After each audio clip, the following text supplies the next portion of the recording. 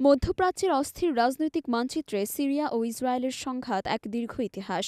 ইসরায়েলের গোলান মালভূমি দখল থেকে শুরু করে সিরিয়ার সামরিক অভিযান সবকিছুই একে এক অন্যরকম যুদ্ধক্ষেত্রে পরিণত করেছে। বর্তমান প্রশ্ন হল, সিরিয়া কি ইসরায়েলের দখলে যাবে, নাকি সিরিয়ার মাটিতে ইসরায়েলের রাজনৈতিক সমাপ্তি ঘটবে? এই উত্তেজনাকর পরিস্থিতি কোথায় গিয়ে থামবে এবং এর ভবিষ্যৎ কী?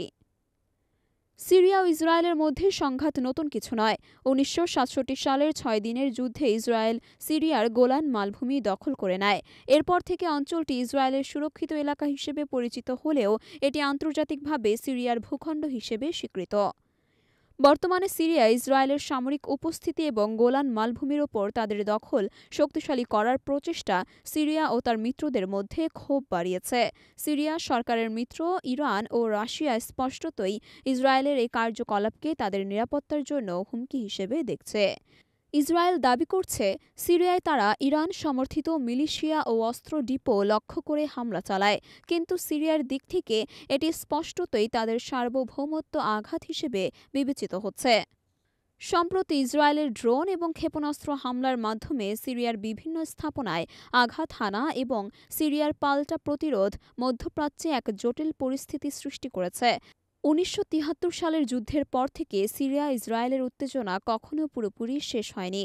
গোলান মালভূমির দখল ইসরায়েলের জন্য একটি কৌশলগত সাফল্য হলেও এটি সিরিয়ার জন্য এক বড় ক্ষতি।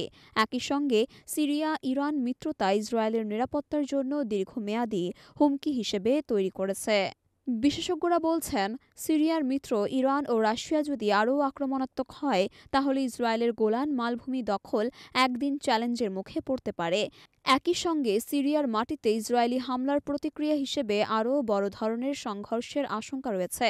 মধ্যপ্রাচ্যের বর্তমান পরিস্থিতি অত্যন্ত জটিল এবং উত্তেজনাপূর্ণ।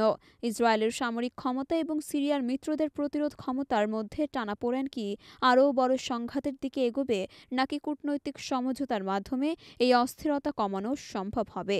ভবিষ্যতেই এই প্রশ্নের উত্তর দেবে।